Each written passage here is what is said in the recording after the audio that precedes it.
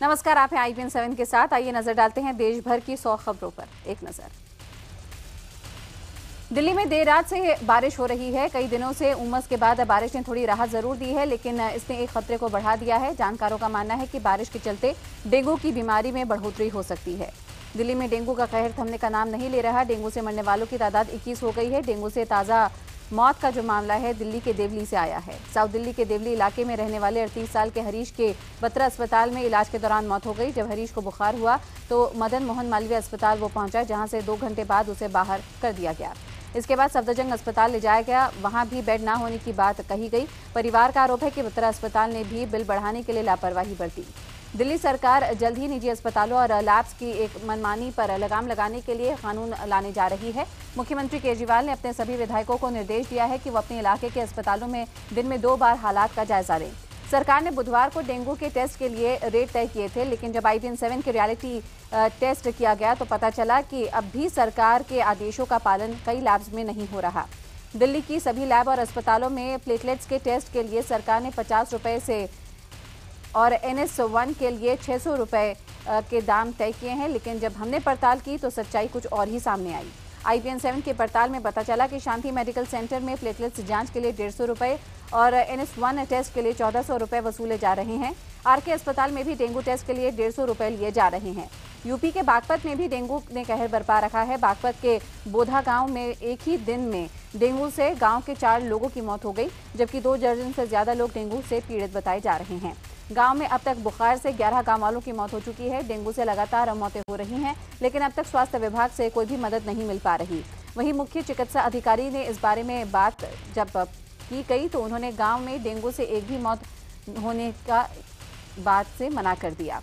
पश्चिमी दिल्ली के ख्याला इलाके में एक दिल दहला देने वाली घटना सामने आई है। यहाँ के शिवाजी बिहार अपार्टमेंट में रहने वाले कमल ने पहले अपनी 3 साल की बच्ची को टब में डुबोकर मार डाला। इसके बाद उसने अपनी पत्नी को चाकू मारकर घायल कर दिया और फिर 2 साल की बच्ची पर भी जानलेवा हमला किया। वारदात को अंजाम देकर कमल 4थी मंजिल से कूद गया। फिलहाल तीनों घायल अस्पताल में भर्ती हैं। बताया जा रहा है कि प्रॉपर्टी के धंधे में घाटा होने के चलते कमल परेशान रहता था। बिहार विधानसभा चुनाव के लिए कांग्रेस के प्रचार अभियान की शुरुआत कांग्रेस उपाध्यक्ष राहुल गांधी आज पश्चिमी चंपारण से करने जा रहे हैं। रैली के जरिए राहुल की इस रैली में लालू यादव और नीतीश कुमार शामिल नहीं होंगे। हालांकि दोनों दलों के प्रतिनिधि इस रैली में जरूर भाग लेंगे। कांग्रेस के प्रदेश अध्यक्ष अशोक चौधरी समेत कांग्रेस के कई नेताओं ने लालू प्रसाद और नीतीश कुमार से मिलकर उनको रैली के लिए आमंत्रण दिया था। वहीं दूसरी तरफ नीतीश कुमार और लालू यादव आज ही पटना में एक संयुक्त प्रेस कॉन्फ्रेंस करने जा रहे हैं। आज महागठबंधन के सीटों का ऐलान हो सकता है। पासवान की लोक जनशक्ति पार्टी ने बिहार चुनावों के लिए 12 उम्मीदवारों की लिस्ट कल जारी कर दी। लिस्ट आने के बाद रिश्तेदारों को टिकट दिए जाने से पार्टी में नाराजगी है। पार्टी ने अलौली विधानसभा क्षेत्र से भाई पशुपति कुमार पारस को टिकट दिया है। कल्याणपुर से पासवान के भतीजे प्रिंस राज तो सोनबरसा से पासवान के रिश्तेदार सरिता पासवान को टिकट दिया गया। पार्टी ने कहा कि बाकी उम्मीदवारों के नाम भी 2 से 3 दिन में जारी कर दिए जाएंगे। LJP ने को यहां पर NDA गठबंधन में 40 सीटें मिली हैं। सीट बंटवारे पर नाराज चल रही पार्टी के राष्ट्रीय उपाध्यक्ष सूरजभान सिंह की पत्नी और मुंगेर से पार्टी सांसद वीणा सिंह मान गई हैं। खबर है कि वीणा के उम्मीदवार को टिकट दे दिया गया है। बिहार के पूर्व CM जीतन राम मांझी आज बाकी बचे 7 उम्मीदवारों का ऐलान कर सकते हैं। NDA से सीट बंटवारे में 20 उनके खाते में सीटें आई हैं। इसके अलावा 5 BJP की सीटों पर भी उनके ही उम्मीदवार उतारे जाएंगे। कल बिहार के पूर्व मुख्यमंत्री जीतन राम मांझी ने भी यहाँ पे अपने कोटे के 13 उम्मीदवारों के नाम का ऐलान किया। इनमें से एक नाम उनके बेटे का भी है। मांझी खुद मखदूमपुर से चुनाव लड़ेंगे तो वहीं उनके बेटे संतोष कुमार सुमन को औरंगाबाद जिले से कुटुंबा सीट दी जा रही है। बाकी 8 उम्मीदवारों के नाम का ऐलान मांझी शनिवार को करेंगे। बिहार विधानसभा चुनाव के लिए MP से 24 निरीक्षक और 22 IAS और 2 IPS अधिकारी जाएंगे। इन लोगों को दिल्ली में बाकायदा परीक्षण दिया जाएगा। ये अधिकारी पूरे चुनाव पर नजर रखेंगे। बिहार चुनाव की चर्चा के बीच PM मोदी और MIM नेता सोदीन ओवैसी की कथित सीक्रेट मुलाकात की खबर पर सियासत गर्मा गई है। JDU नेता KC त्यागी ने एक अंग्रेजी अखबार में छपी खबर का हवाला देकर दावा किया कि ओवैसी को सीमांचल में BJP की मदद के लिए भेजा जा रहा है। हालांकि BJP ने मुलाकात की खबर का खंडन करते हुए इसे पीत पत्रकारिता करार दिया तो MIM ने अखबार पर मुकदमा करने की धमकी दी है। अपने संसदीय क्षेत्र पहुंचे PM मोदी ने वाराणसी को रिंग रोड और ट्रॉमा सेंटर का तोहफा दिया। PM मोदी वाराणसी में सबसे पहले जनधन योजना के तहत 600 से ज्यादा लोगों को साइकिल, रिक्शा और ई-रिक्शा बांटे गए। पीएम ने वाराणसी में ट्रॉमा सेंटर का उद्घाटन करने के बाद रिंग रोड का शिलान्यास किया। ये रिंग रोड 600 करोड़ की लागत से बनेगी। प्रधानमंत्री ने वाराणसी में एक बार फिर गंगा को लेकर अपनी प्रतिबद्धता दोहराई है। पीएम मोदी ने वाराणसी में लोगों को संबोधित करते हुए कांग्रेस पर जमकर निशाना साधा। उन्होंने कहा कि गरीबों के लिए बैंक खाते तक न खोलने वाले उनसे हिसाब मांग रहे हैं। पीएम मोदी ने लोगों को संबोधित करते हुए कहा कि कांग्रेस जो काम 50 साल में नहीं कर पाई, वो काम मैं 50 महीने में पूरा कर चुका हूं। शुक्रवार को वाराणसी दौरे में पीएम मोदी काल भैरव के दर्शनों के लिए नहीं पहुंच पाए। पीएम मोदी इस बार काल भैरव के दर्शनों के लिए जाना चाहते थे, लेकिन सुरक्षा की वजहों से ऐसा नहीं हो सका। काशी के कुछ पंडित इसे अशुभ भी बता रहे हैं। बता दें कि काशी में मान्यता है कि यहां आने वाले को सबसे पहले काल भैरव के दर पर जाना चाहिए। काल भैरव को काशी का द्वारपाल कहा जाता है। प्रधानमंत्री नरेंद्र मोदी की लोकप्रियता 87% तक पहुंच गई है। अमेरिका के प्यू रिसर्च सेंटर के सर्वे में ये दावा किया गया। सर्वे के मुताबिक 10 में से 7 भारतीय पीएम मोदी को पसंद करते हैं। विपक्षी दल कांग्रेस को भी पीएम मोदी का मुरीद बताया गया है। इस सर्वे में 2452 लोगों ने हिस्सा लिया था। मन की बात कार्यक्रम पर चुनाव आयोग ने स्पष्ट किया है कि आयोग को मन की बात कार्यक्रम पर कोई आपत्ति नहीं है, बशर्ते उसमें कोई भी बिहार चुनाव में वोटर को प्रभावित करने वाली बात न हो। ईडी ने नेशनल हेराल्ड केस में सोनिया, राहुल गांधी और दूसरे बड़े नेताओं के खिलाफ जांच की फाइल दोबारा खोलने का फैसला किया है। ईडी ने अपने पूर्व अफसर की इस राय को खारिज करते हुए ये फैसला सुनाया। पिछले महीने प्रवर्तन निदेशालय ने कांग्रेस नेताओं के खिलाफ जांच तकनीकी कारण बताते हुए बंद कर दी थी। ईडी ने इस नए फैसले को कांग्रेस ने बदले की राजनीति करार दिया है। सोनिया, राहुल के अलावा ईडी ने बीकानेर जमीन घोटाला मामले में हवाला एक्ट के तहत केस दर्ज किया है। इससे पहले राजस्थान पुलिस ने धोखाधड़ी कर सरकारी जमीन हथियाने का भी केस दर्ज किया था। जांच के घेरे में स्काईलाइट हॉस्पिटैलिटी नाम की कंपनी है, जिसके मालिक रॉबर्ट वाड्रा हैं। आरोप है कि 2006 में फर्जी कागजों के आधार पर 1372 बीघा सरकारी जमीन अलग अलग कंपनियों और लोगों को बेची गई थी। पश्चिम बंगाल सरकार ने सालों से सरकारी और पुलिस लॉकर में बंद सुभाष चंद्र बोस से जुड़ी 64 फाइलों को कल सार्वजनिक कर दिया। ये फाइलें 1937 से 1947 के बीच की हैं। इन फाइलों में नेताजी की रहस्यमय गुमशुदगी से जुड़े राज भी हैं। ये फाइलें अब तक पश्चिम बंगाल पुलिस के पास थीं और इन्हें अब कोलकाता पुलिस म्यूजियम में जनता को देखने के लिए रख दिया गया है। फाइलें सार्वजनिक किए जाने के बाद खुद मुख्यमंत्री ममता बनर्जी भी कोलकाता पुलिस म्यूजियम पहुंची और फाइलों को देखा। ममता ने केंद्र सरकार से भी उनके पास मौजूद फाइलों को सार्वजनिक करने की मांग की।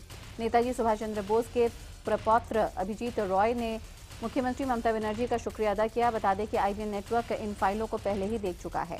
हमें मिली जानकारी के मुताबिक 1945 में ना तो कोई विमान हादसा हुआ था और न ही नेताजी की मौत किसी क्रैश में हुई थी।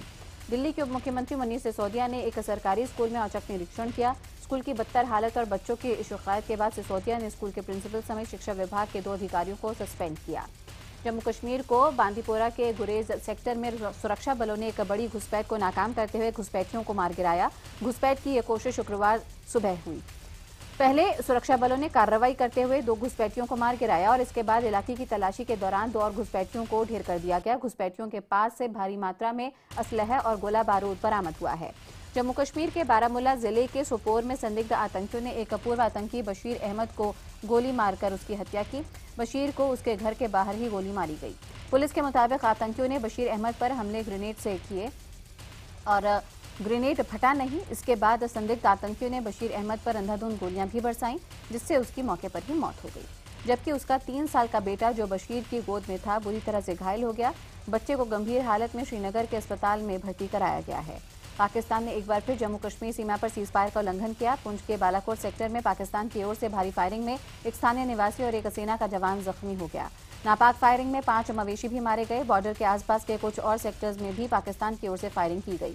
पाकिस्तान ने अब समुद्री सीमा पर भी फायरिंग करनी शुरू कर दी है। गुजरात तट के पास पाकिस्तानी फायरिंग में इकबाल भट्टी नाम के मछुआरे की मौत हो गई। सलमान खान के घर में गणपति रखे गए। इस मौके पर कई फिल्मी हस्तियां भी उनके घर पहुंची। सुभाष घई, हुमा कुरैशी ने भी सलमान के घर बप्पा की आरती की। इस पावन मौके पर पूरा खान परिवार एक साथ दिखा। सलमान के पिता सलीम खान ने के साथ साथ हेलेन ने भी आरती की। पूरा खान परिवार ढोल पर जमकर नाचा। इसके बाद गणपति विसर्जन भी किया गया। कल शिल्पा शेट्टी ने अपने घर पर स्थापित 1.5 दिन के गणपति का विसर्जन किया। इस मौके पर शिल्पा ने नाचते हुए गणपति को विदा किया। विसर्जन के समय उनका परिवार मौजूद था। मुंबई समेत पूरे देश में गणेशोत्सव धूमधाम से मनाया जा रहा है। वैसे तो उत्सव 10 दिनों तक चलता है, लेकिन कुछ लोग 1.5 दिन के गणपति भी रखते हैं। गणपति की पूजा को लेकर खास पवित्रता का ख्याल रखना जरूरी होता है। आम लोगों के लिए संभव नहीं होता, इसलिए कुछ ही लोगों ने यहाँ पे 1.5 दिन के गणपति अपने घर में स्थापित किए। मशहूर कार्टूनिस्ट नीलाभ बनर्जी को डॉक्टरेट की उपाधि से नवाजा गया है। उन्हें ये उपाधि the Jagran lake city university Bhopal की तरफ से दी गई है। नीलाभ बनर्जी नेटवर्क 18 के लिए काफी समय से नियमित कार्टून बना रहे हैं। नीलाभ राजनीतिक हलचल और समसामयिक घटनाक्रम को बड़ी ही आसानी से कैनवस पर उतारने में माहिर हैं। सूखे से बेहाल महाराष्ट्र के कुछ इलाकों में बारिश से राहत मिली है। मराठवाड़ा विदर्भ के कुछ हिस्सों में भारी बारिश हुई है। जोरदार बारिश होने से पुणे एक्सप्रेसवे पर भी जगह जगह पानी भर गया है। महाराष्ट्र के पुणे और उसके पास देखा गया है कि तेज बारिश हुई है। तेज बारिश से रेल और सड़क यातायात बुरी तरह से प्रभावित है। लोनावला के पास कामसेट में रेलवे ट्रैक बह गया है। मौसम विभाग ने कहा है कि आने वाले 48 घंटों में सौराष्ट्र और गुजरात में भारी बारिश हो सकती है। चेतावनी के बाद मछुआरों को भी समुद्र में न जाने की चेतावनी दी गई है। भटिंडा में संत गुरमीत राम रहीम की फिल्म MSG2 को एक सिनेमा हॉल में दिखाने को लेकर डेरा प्रेमी और पुलिस के बीच झड़प हो गई। उधर मुक्तसर में डेरा प्रेमियों ने फिल्म रिलीज न होने पर भटिंडा दिल्ली मार्ग जाम कर दिया। छत्तीसगढ़ के आदिवासी बहुल कांकेर जिले में आदिवासी समाज के लोगों ने MSG2 फिल्म का जमकर विरोध किया। MSG2 फिल्म में आदिवासी समाज के खिलाफ आपत्तिजनक डायलॉग के चलते समाज के लोगों में आक्रोश है। पटेलों के लिए आरक्षण की मांग कर रहे हार्दिक पटेल ने आज एकता यात्रा के लिए लोगों का आह्वान किया था, लेकिन सुबह से ही यात्रा के लिए इक्का दुक्का लोग ही नजर आए। हार्दिक पटेल ने बिहार चुनावों में सभी पार्टियों का खेल खराब करने की चेतावनी दी है। इसके लिए हार्दिक ने बिहार में अगले महीने 4 रैलियां करने का भी ऐलान किया है, लेकिन फिलहाल ये यात्रा हार्दिक की डब्बा गोल हो गई। इलाहाबाद हाईकोर्ट के रिटायर्ड जस्टिस रविंद्र सिंह ने यूपी का लोकायुक्त बनने से इनकार करते हुए मुख्यमंत्री को पत्र लिखकर अपना नाम वापस लेने की मांग की है।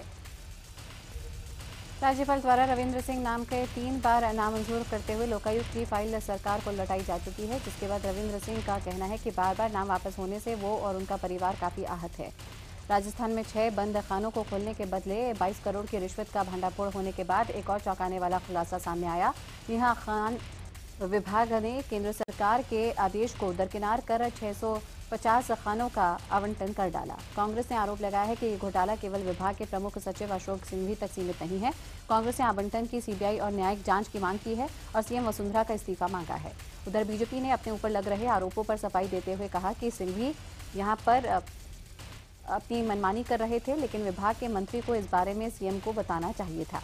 गोविंद पंसारे हत्याकांड में गिरफ्तार किए गए आरोपी समीर के पुलिस ने एक सनातन संस्थानों से संबंध बताए हैं, लेकिन सनातन संस्था ने प्रेस कॉन्फ्रेंस कर आरोप लगाया है कि उनकी संस्था को बदनाम किया जा रहा है।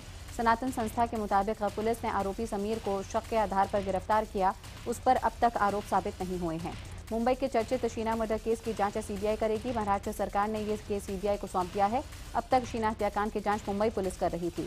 मुंबई पुलिस में इस मामले में पक्षपात के आरोप लग रहे थे। वहीं महाराष्ट्र के अतिरिक्त मुख्य सचिव KP बख्शी ने फिर दोहराया कि राकेश वानिया का तबादला रूटीन प्रक्रिया के तहत किया गया था। उन्होंने कहा कि मीडिया ने भ्रम पैदा करने की कोशिश की। बता दें कि शीना की हत्या का आरोप उसकी मां इंद्राणी मुखर्जी, पूर्व पति संजीव खन्ना और ड्राइवर पर है। तंदूर हत्याकांड के सजायाफ्ता मुजरिम सुशील शर्मा की पैरोल याचिका पर दिल्ली हाईकोर्ट ने दिल्ली सरकार को कड़ी फटकार लगाई। हाईकोर्ट ने नजीब जंग के OSD और तिहाड़ जेल के अधिकारियों को समन किया। हाईकोर्ट ने पूछा कि उनके आदेश के बावजूद अब तक सुशील को रिहा क्यों नहीं किया गया, जिस पर राज्यपाल के OSD ने कोर्ट को बताया कि सुशील की रिहाई का आदेश दिया गया है। बता दें कि सुशील शर्मा अपनी पत्नी नैना साहनी की हत्या के जुर्म में पिछले 20 साल से तिहाड़ जेल में सजा काट रहा है। दिल्ली के चांदनी चौक इलाके में एक क्लस्टर बस ने 5 लोगों को कुचल दिया। हादसे में एक शख्स की मौत हो गई और 4 लोग घायल हो गए। बताया जा रहा है कि बस के ब्रेक फेल हो गए थे। ये बताया जा रहा है कि बस चला रहे ड्राइवर को हार्ट अटैक भी आया था और ड्राइवर की भी मौत हो गई है। फिलहाल परिवहन मंत्री गोपाल राय ने एक कमेटी बनाई है जो कि 72 घंटे में जांच की रिपोर्ट सौंपेगी। हिमाचल प्रदेश के बिलासपुर में एक सुरंग में फंसे 3 में से 2 मजदूरों से संपर्क हो गया है। इन लोगों को बाहर निकालने की कोशिशें तेज हैं, लेकिन लगभग 100 मीटर का हिस्सा धंसने की वजह से काफी दिक्कतें आ रही हैं। ये लोग पिछले 6 दिनों से फंसे हुए हैं। किसी तरह से इन लोगों तक ऑक्सीजन, दवाइयां, पानी और खाना पहुंचाया जा रहा है। बिलासपुर के एक मोबाइल दुकानदार को इंटरनेट से ऑनलाइन आईफोन मांगना महंगा पड़ा। बताया जा रहा है कि ऑनलाइन शॉपिंग कंपनी स्नैपडील से कुरियर के माध्यम से भेजे गए पार्सल में आईफोन की जगह पाउडर निकला है। मोबाइल दुकानदार ने 3 आईफोन ऑर्डर किए थे, जिनकी कीमत करीब 1.5 लाख रुपए बताई जा रही है। अलीगढ़ में महिला से मोबाइल लूटना एक लुटेरे को महंगा पड़ा। मोबाइल लूटकर बदमाश भागने लगे तो महिला ने शोर मचाया। आसपास के लोगों ने महिला को शोर मचाते देखा तो बदमाश का पीछा किया गया और फिर कुछ दूर जाकर उसे धर दबोच लिया गया। इसके बाद लोगों ने लुटेरे की जमकर पिटाई की। थाने से कुछ ही दूर लोग बदमाश को पीटते रहे। लोगों ने मारते मारते बदमाश को लहूलुहान किया। लोगों की पिटाई से बदमाश अधमरा हो गया। गाजियाबाद के इंदिरापुरम में एक तेज रफ्तार पजेरो कार ने एक प्रोफेसर की जान ले ली। अंकित गाजियाबाद के ABES इंजीनियरिंग कॉलेज में बतौर असिस्टेंट प्रोफेसर काम करते थे। राजस्थान के भीलवाड़ा में दो इंजीनियर एक काम को लेकर आपस में ही भिड़ गए। उनके झगड़े का किसी ने वीडियो बना लिया, जो बाद में सोशल साइट पर वायरल हो गया। राजस्थान के सीकर में एक निजी स्कूल की बस ने एक छात्रा को कुचल दिया और छात्रा के भाई को टक्कर मारकर उसे घायल किया। घटना से गुस्साए लोगों ने शव रखकर बीकानेर जयपुर हाईवे जाम कर दिया। छत्तीसगढ़ के अंबिकापुर में एक युवक ने महिला पर तलवार से जानलेवा हमला किया। घायल महिला को जिला अस्पताल में भर्ती कराया गया, जहां उसकी हालत नाजुक बताई जा रही है। MP के इंदौर में बहुचर्चित शहजाद लाला हत्याकांड के 3 आरोपियों को पुलिस ने गिरफ्तार किया। आरोपियों ने कबूल किया है कि शहर के बिल्डर बब्बू और छब्बू के कहने पर हत्या की गई। इंदौर के एक बड़े निजी अस्पताल में डॉक्टर की लापरवाही से एक मरीज की मौत हो गई। परिजनों ने जमकर हंगामा किया। आरोप है कि अस्पताल प्रबंधन ने मृतक का शव देने के लिए भी पैसे की मांग की, जिससे परिजन भड़क गए। अजीत जोगी ने बीजेपी पर तीखा हमला किया। अजीत जोगी ने बीजेपी शासित राज्यों को भ्रष्टाचार का गढ़ बताया। उन्होंने कहा कि छत्तीसगढ़, मध्य प्रदेश और राजस्थान में भ्रष्टाचार चरम पर है। दिल्ली में खेले गए डेविस कप प्लेऑफ मुकाबले में भारत की यूकी भामरी को शिकस्त झेलनी पड़ी। चेक रिपब्लिक के लुकास रोसोल ने भामरी को सीधे सेटों में 6-2, 6-1 से 7-5 से हरा दिया।